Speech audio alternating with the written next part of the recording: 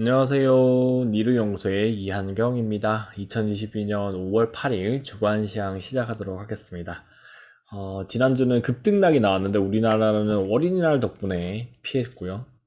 이거는 어린이들의 도움이라고 보고 있습니다. 급등이 나왔으면은 충격이 좀 컸을 수도 있고, 급락이 나왔을 때 충격이 좀 컸을 수도 있는데, 그러니까 실질적으로 급등락이기 때문에 충격이 덜한 것 같아요. 그러니까 둘 다가 원래 리스크가 있는 거거든요. 왜냐면 급등이 나오면은 못 사서 짜증나는 거고, 급락이 나오면은, 그때 팔 걸이라는 생각이 들거든요. 아니, 급등락을 피해버렸기 때문에 크게 무리는 없는 것 같고, 당일날 주가가 조금 빠진 거는 원래 금리 인상 저렇게 미국이 하면 빠져야 되는 게 정상입니다. 그 정도밖에 안 빠졌기 때문에 저는 뭐 그냥 크게 무리는 없는 것 같아요. 다만 이제 지금부터는 매집을 조금 하셔도 되고 다음 달부터는 시장에 돈이 또 쪼그라든다는 이슈가 있어요. 그거를 6월로 미뤘다는 게 의아해 하고 있어요. 5월에 해도 되거든요.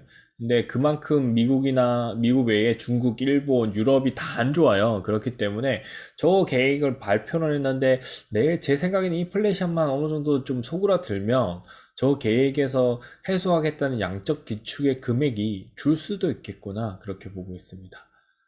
실제로 그랬거든요. 그러니까 금리 인상기 했을 때 중국이 완전 지금에는 그러니까 자기도 따라서 금리 인상하다가 지준율 인하하면서 대응을 하고 있지만 코로나 덕분에 그렇지만 예전에는 중국이 완전 난리 났어요. 이번에도 난리 났지만 그때보다 더 난리 나진 않았어요. 그래서 중국이 완전 박살나다 보니까 그거에 대한 대비책이 이번에는 나름대로 작용을 했었고요. 그러니까 연말부터 연초까지는 그러니까 그런 것처럼 있었는데 지금은 그럴 상태도 아니거든요. 코로나 때문에. 물론 이제 그게 힘을 숨기는 거기도 한데, 일단은 그런 부분들이 시장에서 같이, 그러니까 복합적으로 작용되고 있기 때문에 어느 때보다도 투자하기 힘든 시기다. 그렇게 보시면 될 것 같습니다. 하나씩 살펴보도록 하겠습니다. 잠재적 위험 진단 체크인데요. 여기서 중요한 포인트는 결국에는 신용국 위험이 올라왔다는 겁니다. 디폴트가 나오고 있어요. 금리 인상 때문에 발현된 거고, 이 금리 인상 때문에 발현된 거는 정말 이제 무서운 부분이거든요. 이런 부분들 생각하시면 되고요. 어, 잠재적 위험 진단 체크 영상 한번 살펴보시면 될 것 같습니다. 일단 금리 인상을 했고 다음 달에도 0.5bp 이제 인상한다고 했죠. 이게 작용이 되는 거고 0.75pp는 생산 안 하지만 해야 되면은 인플레이션 심할 정도. 근데 인플레이션이 이미 높기 때문에 추가적으로 지난달 대비 올라가기가 쉽지 않습니다. 이미 많이 높았기 때문에. 그 다음에 양적 긴축 시작이 되고 있고요. 6월 이런 부분들 같이 작용하고 있고 신흥국 신흥위험은 인플레이션 플러스 금리 인상 그 다음에 코로나에서 대출을 편하게 해서 대출 다 땡겨 쓴 거 지금 갚으라니까 못 갚겠다 소리거든요. 네, 이거는 생각하고 있었는데 국가가 이렇게 할 줄은 참마 생각도 못했네요. 일단 그런 상황이라고 보시면 될 것 같고 그래서 여기서 신흥 개도국들이 어디까지 디폴트 되냐 저는 그 마지노선을 베트남으로 보고 있어요. 베트남에서 만약에 IMF 비슷한 상황이 온다. 그러면 진짜 조심해야 되겠네요. 네, 그런 상황이에요. 베트남이 공산주의 국가긴 하지만 결국에는 얘가 박살날 수 있는 건 똑같잖아요. 중국이 그때 초기에 경제 잘 나가고 있을 때 미국이 금리 인상하면서 박살난 것처럼 아직 베트남은 제대로 이거에 대한 대응을 경험한 적이 없어요. 예, 그렇게 보시면 되고 베트남을 정확하게 주시하시면서 대응하시면 될 것 같습니다. 여기가 만약에 IMF에 준하는 수준의 경제 파탄이 안 온다면 뭐 그냥 이번도 위험도 적절한 수준으로 넘어가라. 만약에 얘가 무너져서 그리스 위기처럼 간다. 그러면 그때는 진짜 비중이 지금 현금 비용 20이잖아요. 다시 이제 매수를 했지만 만약에 이런 상황이 퍼진다고 하면은 그냥 그때는 한 30에서 50 정도 가져가야 됩니다. 네. 왜냐면 내려가는 걸 볼 수 있으니까. 그리고 이 내려가는 걸 보시면서 해지 수단도 당연히 10%, 5%였던 게 이제 10%로 바뀌면서 해지로 해야 된다. 이렇게 보시면 될 것 같습니다. 이게 중요합니다. 그래서 이 부분을 강조하기 위해서 이번에 올린 거고요. 러시아 우크라이나 전쟁 이슈는 이제 5월 10일이죠. 5월 9일, 10일. 우리나라 기준 11일 날 이제 정전협정 시나 혹은 자기들이 이제 발 빼면 이제 괜찮아질 겁니다. 크림반도 합병하고 난 다음에 발 빼는 것처럼. 괜찮아지는 방향이지만 조금은 짜증나죠. 지금은 경제 파탄 다 일어났고 규제도 심하게 들어가 있는 상태이기 때문에 빨리 해결되지는 않을 거고 최소 3년은 걸리지 않을까라고 보고 있는데 6개월에서 3년 빠르면 6개월 6개월이 된다는 거는 그냥 그거랑 똑같아요. 그러니까 임진왜란 생각하면 되거든요. 그러니까 전쟁 터졌는데 수장이 바뀌면 빨리 회복 가능하거든요. 이번에도 만약에 수장을 바꿀 수 있으면 긍정적이라고 보시면 됩니다. 중국 코로나 정책에서 셧다운 정책하고 완화 플러스 부양책, 이게 부양책은 나오고 완화도 하고 있죠. 근데 이게 이번에 동아시안 게임을 이제 안 한다고 했잖아요. 이런 부분도 같이 연결되고, 동아시안 게임 안 하면 건설사들 또 힘들어지고 건설사 리스크 또 생깁니다. 이 부분들이 연결고리가 있다라고 보시면 됩니다. 우리나라 코로나 때문에 건설사들 힘들었던 거랑 똑같고, 그런 부분들이 같이 연결됩니다. 원자재 가격 위험은 원유, 천연가스, 밀 가격인데 정점을 찍은 것 같고요. 정점 찍었다는 게 그 고점에서 이제 제가 봤을 때 삼산이라는 게 있어요. 기술적 분석할 때. 그러면 이제 쭉 내려가거든요. 그러니까 여기를 지금 찍은 것 같은 느낌이 너무 강력하게 들고 있어요. 특히 천연가스가. 그렇게 보이고요. 추가로 이거가 돌파되는 게 중요한 건데 돌파되지는 않을 거고 당분간 조금 내려오는 모양새. 그렇지만 투자는 안 하는. 네, 그렇게 보시면 됩니다. 급등락이 심하는 그런 장세가 나올 것 같고, 그 다음에 가상화폐 AMD, 엔비디아인데 저는 AMD, 엔비디아를 살 기회라고 봅니다.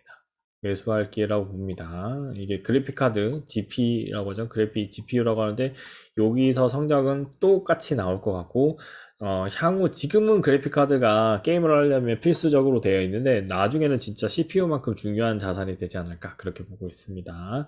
4K 게임이 제대로 된 게 없어요. 4K 게임이 제대로 실현되면 완전 다른 세상이 열릴 수 있다 그렇게 보시면 되고요. 필라델피아 반도체 지수도 안 빠졌어요. 안 빠졌어요. 재밌는 거 그렇게 급등나게 됐지만 필라델피아 지수는 조금 올랐습니다. 이게 상징하는 의미가 있죠. 그러니까 위에서 위험을 다 얘기했지만 아직은 완벽한 위험이 아니고 반등의 조짐입니다 라고 말씀드린 건 이 지수가 안 빠졌다는 겁니다. 나스닥 지수는 빠져도 NFT와 P2E는 조금은 더 관망을 하셔야 되고요. 이제 옥석 가르기 들어가야 될 것 같아요. 여기는 진짜 춘추전국 시대 되고 있고요. 그래서 그런 부분들이 시장에서, 그러니까 얘가 고퍼주기는 맞거든요. 그러니까 가대평가 됐던 게 맞는데 그거를 지금 한 방에 휩소를 준 것 같고, 근데 뭐 가상화폐 초기랑 똑같아요. 버블 줬다가 이렇게 됐다 다시 올라가겠죠. 이건데 지금 여기에 바닥 따지기를 하고 있는 중이다 그렇게 보시면 될 것 같습니다. 그리고 이제는 고민해야 되는 잠재적 위험 진단은 북한 도발입니다. 지금 미사일 쏜 거는 별 의미가 없고요. 미사일 쏘면 우리도 미사일 쏘고 대응을 했지만 혹시라도, 그러니까 제가 생각하는 북한 도발은 교전입니다. 교전이고, 아니면 누군가가 이제 사상을 입는 거죠. 그러니까 그런 부분들이 발생할 수 있고, 아니면은 진짜 핵실험도 일어날 수 있어요. 다시. 그게 이제 취임식 전후가 될 것 같아서 이제 걱정이 되고, 우리나라 주가지수 안 뺀 이유가 저건가? 그런 느낌도 약간은 들어요. 일단 그래요. 이런 부분들이 걱정이 되는 부분으로 갑자기 생각이 났고, 이 부분을 이제 고려해야 되는 단계지 않을까. 네, 정권이 바뀌었기 때문에. 그리고 근본적인 대책은 두 가지밖에 없어요. 평화 아니면 북한을 없애는 두 가지밖에 없어요. 근데 두 가지 조건 중에서 평화 말고는 우리한테 근본적인 해결책이 될 만한, 선택지가 될 만한 게 아닌 것 같아요. 나머지는 없어요. 그게 북한을 이라크처럼 쳐부을 수는 없다는 거예요. 그렇게 보시면 될 것 같고, 바로 옆에 있기 때문에 고민을 해야 된다라고 보시면 되고, 그런 상황에서 급락 파동이 일어났던 거 과거 한번 차트 보시면 되고, 잠재적 위험 진단에도 살짝은 나타났지만 핵실험할 때마다 주가가 급락이 일어나고 다시 회복하고 급락하고 다시 회복하고를 반복하다가 최근에는 어땠냐면은 미사일 쏴도 장중에만 한번 떨어졌다 올라가고 그렇게 반복됐다 이렇게 봐주시면 될 것 같습니다. 잠재적 위험 진단에서 이제 이게 북한 도발 들어왔고 신흥국 리스크가 들어왔다는 거, 이게 두 개가 포인트라는 거 생각하시면 되고요. 얘가 확대되는 거 정도는 베트남으로 한번 보면 될 것 같고요. 북한 도발은 이제 실질적인 이벤트가 터질 수 있다. 그러면 해치 수단은 방산조가 될 수도 있고 빅텍 같은 거, 그리고 플러스 알파로 우리가 생각할 수 있는 거는 결국에는 해치 수단이죠. 근데 인버스보다는 빅스로서 대응하는 게 조금 더 맞다라고 보시면 되고, 우리나라 거는 인버스를 빅스처럼 그냥 짧게 들어갔다 빠진다. 꽃버스 같은 거 투자가 가능해야만 여러분의 안정적인 투자가 될 수 있다. 이렇게 봐주시면 될 것 같습니다. 주간 프리뷰입니다. 다음 주는 물가지수, 대통령 취임식이 있으니까 이 전후에 아까 말했던 북한 이슈가 한 번 더 불거지고 올 수 있고, 이게 크게 작용하고 있고요. 실업률, 그 다음에 우리나라 실업률 여기 있죠. 실업률, 그 다음에 물가지수, 여기도 물가지수죠. 이게 중요하게 작용할 겁니다. 상대적으로 조금 꺾이는 모습이 나와야 되는데 중국은 꺾일 수가 있어요. 다행인 건. 근데 이게 다행인지 모르겠어요. 코로나 때문에 꺾이는 거고. 미국이나 이 미국들은 조금은 높게 나올 수도 있겠다. 이렇게 보고 있는데, 상대적으로 증가폭이 감소만 돼도 괜찮다. 그러니까, 뭐, 8이었던 게 9로 갔던 게, 이제 뭐 9.2, 뭐, 그렇게 줄어드는 거죠. 이제 서서히. 고점일 때 이런 징후가 나오잖아요. 이렇게 꺾이는, 꺾이는 모양이나 내려오는 이런 모양. 지금 실제로 내려오고는 있다고 하는데, 이거의 폭이 내려오기를 기원하고 있습니다. 한급 지중률, 인하는 할 수는 없잖아요. 지준일이기 때문에 인하는 하지 못하고 금리 인상기이기 때문에 적절히 대응하는 게 필요하고 MSCI 반기 리뷰가 나올 거고 오펙, IEA 원유 시장 보고서에서 원유 가격의 요동치게 지금 감산 안 한다고 했죠. 감산 제대로 안 한다고 해서 원유 가격이 올랐는데 이게 어느 정도는 뭐 감산으로 가야 되지 않 그러니까 증산이죠. 증산으로 가야 되지 않을까 그렇게 보고 있습니다. 그다음에 한국 옵션 만기이기 때문에 사실상 변동폭이 큰 날이 될 수 있어요. 이날은 왜냐하면 월요일 날은 그냥 박스권 안에 있을 것 같고요. 하수목이 조금 변동성을 키울 수 있습니다. 이 변동성에는 저는 모르겠는데 느낌에 북한이 좀 있을 것 같아요. 그냥 이거는 맞추면 작두 찬 느낌이긴 한데 지금 밑살 쏘는 게 예사롭지 않아서 핵실험까지 할까봐 걱정이긴 한데 핵실험만 좀 안 했으면 좋겠습니다. 조금 더 교섭하는 자세를 보여줬으면 좋겠는데 지금 정부가 이제 지금 새로운 정부죠. 지금 정부라 보고 있습니다. 지금 정부가 이거를 잘 대응해 주시길 기원하는 바입니다. 그리고 목요일날은 이날이 급락이 나오면은 그냥 가만히 있을 거고요. 급락이 아니라 그냥 유지가 되면 그냥 크게 그냥으로 넘어간다. 이렇게 보시면 될 것 같습니다. 자, 이게 또 미국 대통령도 왔다 가잖아요. 그게 약간 걱정이긴 합니다. 그렇게 보시면 될 것 같고요. 그 다음에 선물 지수 기술적 분석을 하겠습니다. 선물적 기술적 분석을 하고 연결해서 이제 들어가도록 할게요. 자, 그럼 먼저 주야간 코스피 선물을 한번 보도록 할게요. 이게 지금 주야간 차트고요. 연결이 되어 있는 건데 주봉 기준으로 보고 있는 거고요. 일본 기준으로는 계속 무너져 내려오고 있습니다. 주야간을 보는 이유는 야간에서도 플레이가 나오기 때문에 외국인하고 기관들은 그냥 기계 AI를 돌려서라도 플레이를 하기 때문에 우리가 신경 써야 되는 거고요. 지금은 이게 만약에 상승 추세를 바꾸려면 요거를 돌파해야 되고 그 다음 추세는 여기입니다. 360과 370 돌파하기 힘든 지금 상황이에요. 이게 급등이 나오려면 원래는 하락장 나왔을 때 급등을 꼭 누가 해줬냐면 연준이라든지 우리나라 한국은행이 돈을 풀면서 만들었어요. 근데 그런 분위기가 아니죠. 국제공조가 일어나지도 않잖아요. 러시아 전쟁 때문에 다 같이 국제공조가 안 일어나기 때문에 그런 거고요. 그 다음에 최근에 급락이 나왔을 때 이때 기억나시나요? 이게 그 0.75에 빅스텝 이슈 공포가 나오면서 343.28까지 떨어졌다가 반등이 나오고 여기서 바로 개파락을 빵빵빵 하면서 내려왔다라고 보시면 됩니다. 이거는 5월에 쉬면서 이제 약간은 믹스가 돼서 나온 건데 기본적으로는 지금 여기서 박스권을 만들어 줘야 단기적으로는 요 위에까지 그러니까 여기까지는 한번 노릴 수 있는 겁니다. 근데 이게 힘들어요. 이 구간은 380 넘는 게 힘들지 않을까 그렇게 보고 있습니다. 그리고 단기적으로 말씀드리고 연말 기준 전에는 우리나라 성장률은 또 CES 2023이 되겠죠. 23이 되고 그 다음에 전체적으로 그 신흥국들 디폴트가 발생하지 않고 잘 버틴다면 괜찮다라고 보고 있습니다. 이거고요. 그 다음에 이제 조금 줄여서 볼까요? 이거를 조금 줄여서 보는 게 필요한 것 같아서 100개만 60개만 볼게요.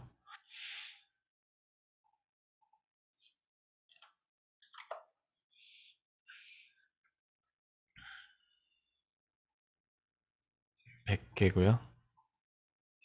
100개. 네, 50개만 이렇게 보면 지금 이 구간에 놓여 있는 거기 때문에 얘가 어디까지 상승할 수 있냐, 어디가 저항선이나 작용할 수 있냐면 지금 여기서 여기까지로 갈 수 있고 여기를 뚫어낼 수는 있거든요. 뚫어내려면 그러면 5월 중순쯤에 어느 5월하고 다르게 상승이 나올 수 있는 5월이 됐어요. 그렇지만 또 이번에 헤이록 나오면서 또 꼬꾸라질 거예요. 그래서 저는 여기가 저항선으로 작용될 것 같아요. 360이 어느 정도 원전이냐면 2750, 2800 그 정도 됩니다. 예, 이때도 그 얘기를 드렸었고 2700, 2800이 저항선으로 작용해서 아쉽긴 해요, 실제로. 그러니까 여기 돌파해서 올라가긴 하지만 시장 상황이 안 좋잖아요. 상해 셧다운까지도 진짜 상해 셧다운은 생각도 못 했던 거거든요. 근데 지금도 우리나라는 생각지 못한 북한이라는 이슈, 지금 이제 생각을 서서히 해야 됩니다. 정부권이 바뀌면. 정권 바뀔 때마다 이상한 사건들이 일어나요. 총 쏘는 것도 있고, 그 다음에 전쟁도 일어나고, 전쟁의 교전이 일어나고, 실제 그, 모든 정부들이 교전을 일어났던 것 같아요, 초기에는. 초기에 안 일어난 정부는 없었던 것 같아요. 이번 정부는 이번에 동계올림픽 하면서 사카이 모드 만들었지만, 지금 정부도 그게 좀 필요하다. 이렇게 봐주시면 됩니다. 전반적인 주식시장을 위해서는 그런 부분들이 필요하고, 그걸 이루지 못할 경우 이것도 깨집니다, 결국에. 예, 그렇게 봐주시면 됩니다. 그래서 해지를 잘 하시면서 대응이 필요한 한 달이 될 수도 있다. 이렇게 봐주시면 될 것 같고요. 일단 주봉으로 한번 볼까요? 주봉으로 보시면은 얘가 올라가려면 이런 반등을 해야 되지만 이제 다지고 다시 보겠습니다. 매번 다지고 다시 보는데요. 지금 여기 선을 못 지키고 깨져버렸죠. 깨진 거는 한참 됐고, 그러니까 여기 선이 다음 선이죠. 그러니까 341이 터치될 수 있고, 요걸 지지받고 올라간 게 341을 지지해줬다라고 보면 될 것 같거든요. 근데 이 추세가 그대로 살아서 내려오고는 있는 거 맞아요. 그리고 여기 있는 61선이 이렇게 빙 돌고 있죠. 주봉 기준으로. 더 이제 업종 지수 보면 조금 다르긴 하겠지만. 그래서 전반적으로는 이 342 마지노선을 지켜주는 게 필요하다라고 보시면 되고, 지금 여기 있는 딱 걸린 352.5를 기준으로 공방 계속해서 박스권 요렇게 만들어 줘야 돼요. 그러니까 요거를 한 7월까지 만들어서 올라가는 게 필요한데, 과연 그렇게 될까? 그게 의문이긴 합니다. 저는 올해까지 지수는 3000 정도 생각하고 있기 때문에 3000을 봤을 때는 아마 한 이 정도는 이 정도이지 않을까라고 보고 있는데, 여기를 돌파하기는 힘들지 않을까 그렇게 보고 있습니다. 지수 자체는 그래요. 근데 개별 종목은 갑니다. 주식시장 하락기에도 올라갈 종목 가거든요. 결국 그 기반이 뭐냐면 이익입니다. 그래서 제가 실적주를 좋아하는 거예요. 이익이 나는 종목 혹은 흑자 전환으로 전환되는 종목들, 그게 낫다라고 보시면 됩니다. 이제 업종으로 들어가서 볼게요. 업종으로 들어가서 보면 업종에서 들어가서 보면 이게 먼저 코스피 월봉부터 볼게요. 월봉부터 보시면은 지금 이 상황이죠. 지난번에도 계속 강조해서 드리는 말은 여기 딱 이 라인이죠. 이 라인 2000, 딱 여기 선을 지킬 거라는 걸로 말씀드리고, 2589 이렇게 보시면 되고요. 이렇게 봤을 때는 아까 그거보다 낫잖아요. 월봉으로 보니까 그런 겁니다. 이제 주봉으로 보면 또 다른 차트가 나올 거고요. 그 다음에 올라갈 수 있는 데가 여기 3000 안 되죠. 3000이 딱 여기까지라고 보고 있거든요. 3000 찍었기 때문에 요 정도.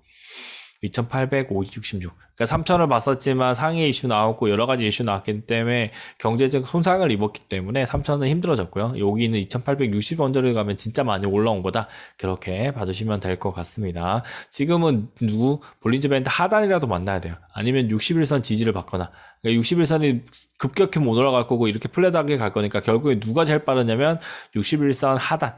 그러니까 볼린저 밴드 하단이랑 만나는 거고, 그게 7월쯤에 만날 수 있어요. 여기서 버텨준다면. 네, 그렇게 봐주시면 되고요. 주봉 기준으로 이제 가서 보면 주봉이죠. 여기 이 수치 보이시죠? 여기 수치 보이시고, 그 다음에 요것도 한번 찍을게요.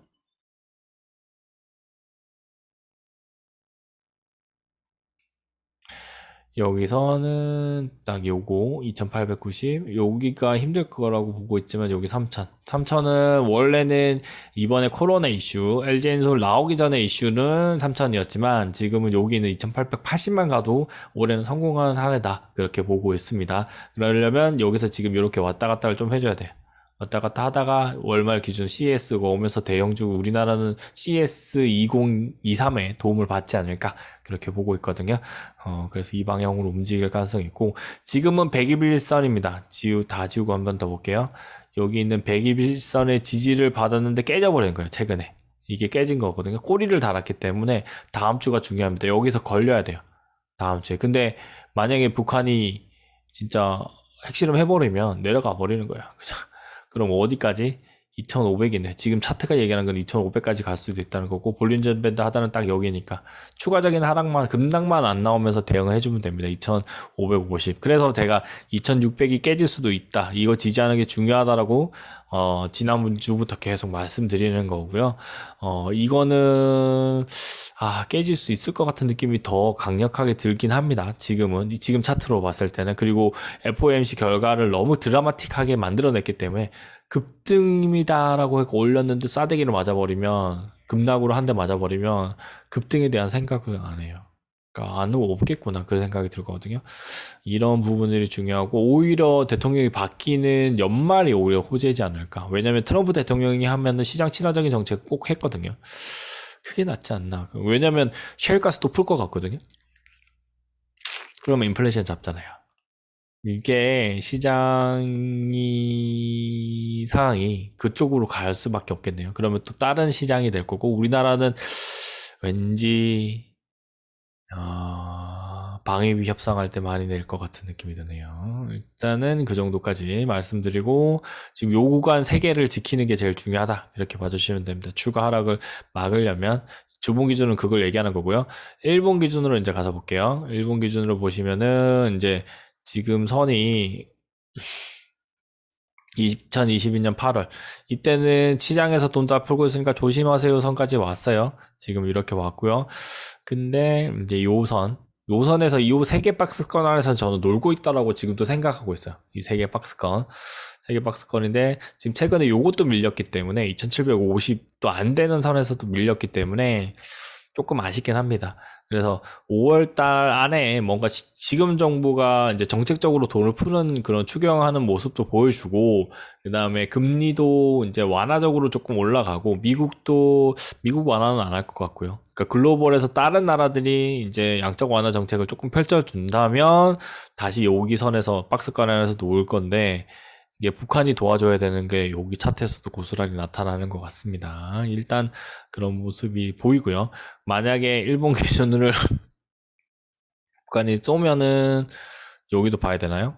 2450까지 생각할 수 있겠네요. 그렇게 보시면 될 것 같습니다. 이전 걸로 보면은 진짜 1900까지 보는데, 이거는 진짜 여기 있죠. 1700 뭐 있는데 저 밑에 한 건 1700선은 실제로 그거예요. 향후 대비하는 선이다. 그렇게 봐주시면 될 것 같습니다. 이 정도까지 보고요. 지금은 밑에 거는 생각 안 해도 돼요. 이 박스권 안에 있다라고 보시면 되고, 이거 깨졌을 때 이제 우리가 고민해야 되는 선이다. 그렇게 봐주시면 될 것 같습니다. 코스피였고요. 이제 코스닥 한번 살펴보겠습니다.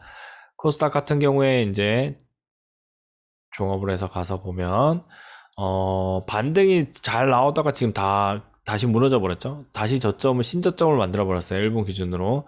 월봉부터 볼게요. 그래도 월봉부터 보면은 다시 이렇게 왔고, 요 구간 안에 있죠. 요 구간 안에 있는데, 뭐 그래도 하락 떨어져서 아쉽지만, 이전에 1월에 LG엔솔 터졌을 때 완전 급락 나온 것보다 훨씬 낫죠. 지금은 코로나 했을 때도 이건 제약주들이 힘쓸 못 쓸 줄 알았는데 위드 코로나 할 때 간기약이 더 많이 나간 거고요. 근데 지금은 에버랜드를 봐도 코로나는 독감으로 이제 대우를 받고 있습니다. 볼린저 밴드 하단 이거 만나는 게 중요하다고 했죠. 코스닥이 먼저 만나겠네요. 코스닥이 먼저 만나고, 코스피보다 코스닥이 좋은 모습을 먼저 보일 것 같습니다. 그러니까 올랐다가 N자형 파동 만들어서 이렇게 올라갈 수 있는 동력을 만들었는데, 코스닥 기업들이 성장이 동력이 있냐 없냐의 싸움인 것 같고요. 적자 기업이 더 많기 때문에 조금 더 우려하지만, 에코프로비엠 같은 기업들도 있기 때문에 충분히 성장을 할 수 있다, 그렇게 보고 있습니다. 그다음에 주봉 기준 한번 볼까요? 주봉 기준 한번 보면 지금 124 만났는데 얘는 안 깨지고 버틴 거예요. 딱 여기를 딱 지키고 있는 거죠. 에코프로비엠의 힘인 것 같아요. 오히려 여기서 올라가겠네요. 얘는 올라갈 수도 있겠고, 요 돌파도 가능하겠다, 그렇게 보이긴 한데, 그래도 동일해요. 그러니까 코스피 빠지면 코스닥도 빠지기 때문에 요 선이 경계선으로 작용할 것 같습니다. 요 두 가지 선, 요 두 가지 선이 950과 968이 경계선으로 작용할 것 같고요. 반등이 나오더라도 익절로서 대응하시면서 가시면 됩니다. 그래서 코스피 종목 보면 퍼가 높은 종목들, 적자 기업들이 주가가 빠졌다. 그러니까 하이브 말고 뭐 위직하고 덱스도 빠진 이유, 영화 쪽의 기업들도 빠진 이유가 여기에 포함된다라고 보시면 되는데, 장기 추세선 믿고 투자하셔도 되고 크게 무리는 없을 것 같습니다. 그리고 다시 이거랑 만나는 시점일 때 이제 한 번 더 부러지거나 올라가거나 그게 나눠질 것 같습니다. 일본 기준으로 보시면은, 그러니까 다시 여기 일본 기준표 위에만 해서 지지받다가 이제 내려와 버렸거든요. 다음 주 가봐야 될 것 같아요. 지금은 시장이 급락 때문에 그랬는데 미국 시장이 약간 반등이 나왔기 때문에 그러니까 선물 지수 기준은 반등입니다. 급락의 폭을 줄였어요. 우리나라 시장에서는 떨어져 있었거든요. 그게 이제 좀 회복된 거고 여기선 914 정도까지는 한 번은 터치하고 내려와도 내려와야 되지 않을까라고 보고 있고요. 다시 테스트를 한다면 850을 테스트할 겁니다. 그 다음에 여기 만나는 내려와서 만나는 구간으로 봤을 때 여기 928 이 구간의 120선이랑 만날 거기 때문에 그렇게 보시면 될 것 같습니다. 그 정도로 보고 여기 있는 추세로 봤을 때는 장기 이제 최대한 많이 이제 땡겨서 본 건데요. 이걸로 봤을 때는 뭐 크게 무리는 없는 것 같습니다. 지금 구간이 여기까지 가는 거는 시장에 완전 개판된 거고요. 여기까지 간 거는 코로나가 여기였던 거고 여기까지 간 건 완전 개판. 고점 대비했을 때 거의 절반 요 정도가 거의 맥시멈으로 보고 있거든요. 그러니까 연기금이 완전히 돈을 빼야 되는 일이 발생해야 되는 겁니다. 그거는 전쟁밖에 없어요. 근데 그럴 일은 없고 기업이 도산나는 이슈만 있기 때문에 사실상 여기 정도까지 만들어질 수 있는데 지금은 여기까지를 언급할 시기는 아니에요. 여기 안에서 놀면서 왔다 갔다 할 거다. 그렇게 봐주시면 됩니다. 그 정도로 말씀드리고 지금도 요 선을 지키면 괜찮고 여기 선이 지금 내려오잖아요. 요 내려오는 거랑 이 곡선을 바꾸는 이런 모양, 최소한 이런 모양, 플랫하게 만드는 모양이 나와야 된다라고 보시면 될 것 같습니다. 그 다음에 달러원 선물 볼게요. 음, 달러원 선물인데요. 미국 달러인데 여기를 찍었죠. 근데 찍었는데 지금 야간에는 조금 내려왔어요. 지금 쇼타케도 보고 있는데 월요일 날은 분위기가 어떻게 될지 모르겠지만 더 내려올 수 있다라고 보고는 있어요. 일목균형표를 추가는 안 해놨지만 사실상 밴드 안에 있는 거고요. 일목균형표를 한 개 추가를 하면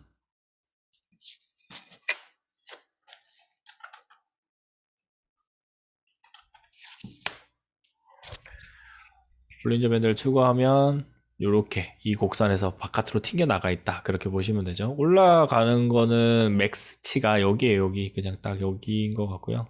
2020년 여기 꼭대기 찍었던 이거랑 비슷하다 그렇게 보시면 됩니다. 그렇기 때문에 지금부터는 매도 포지션 생각하면서 천천히 ETF를 살짝 사시면 됩니다. 선물 투자가 아니기 때문에 결국에는 이 가격이 올라갔다가 최소 여기까지는 내려온다고 보고 있는 거거든요.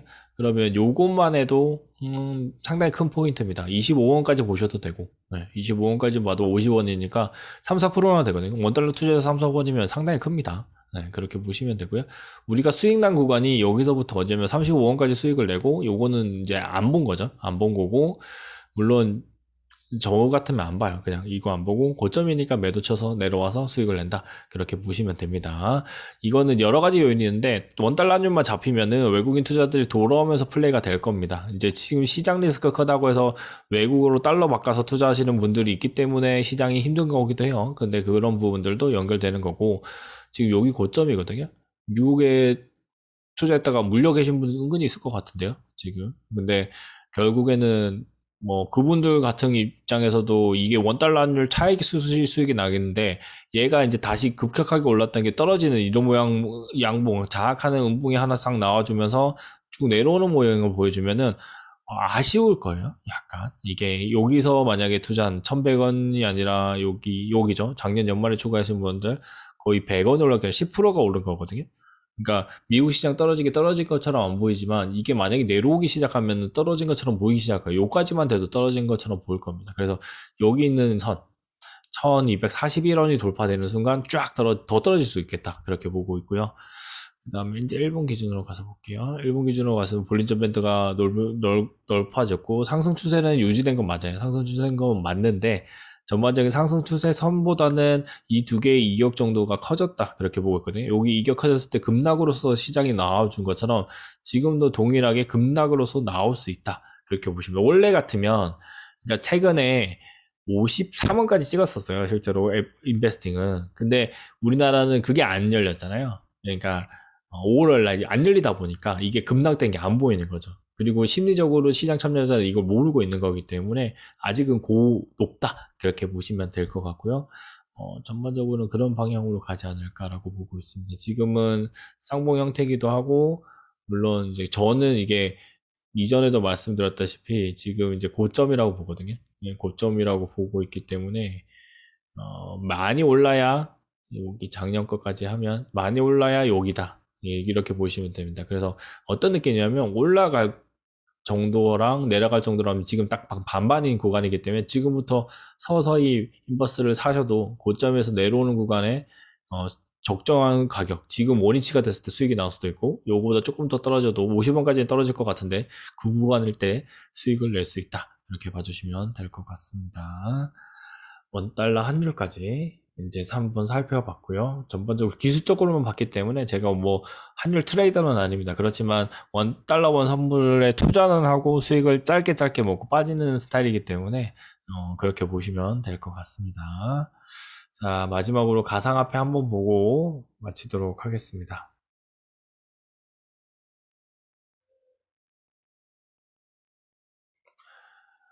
가상화폐인데요. 5월 1일이고 5월 8일입니다. 5월 8일 날 차트 상태를 보시면은 전반적으로 여기서 이제 지지받고 옆으로 가는 그런 모양을 이제 나오고 있는 거요. 이거랑 비슷해지는 모양입니다. 요거랑 비슷해지는 모양이고요. 급등락은 별로 의미 없어요. 그냥 플랫이에요, 플랫.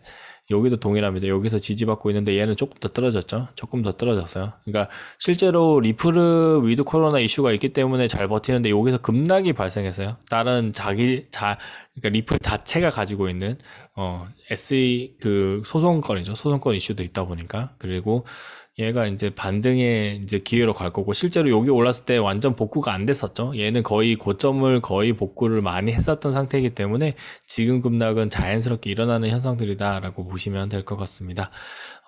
여기도 지난주 대비했을 때는 리플은 조금 오른 택이지만 이게 오른 게 아니죠. 실제로 1,000원 이상 가야 됩니다. 1,000원 이상 가야 리플이 실제적인 가치를 다른 거랑 이제 수평 맞추기가 된 거다, 그렇게 봐주시면 될 것 같고요. 전반적으로 이 리플의 이런 상승은 결국에는 위드 코로나랑 연결될 거고, 아직 완벽한 위드 코로나가 아니기 때문에, 그러니까 국경이 편안한 게 아니죠. 네, 그렇게 보시면 될 것 같습니다.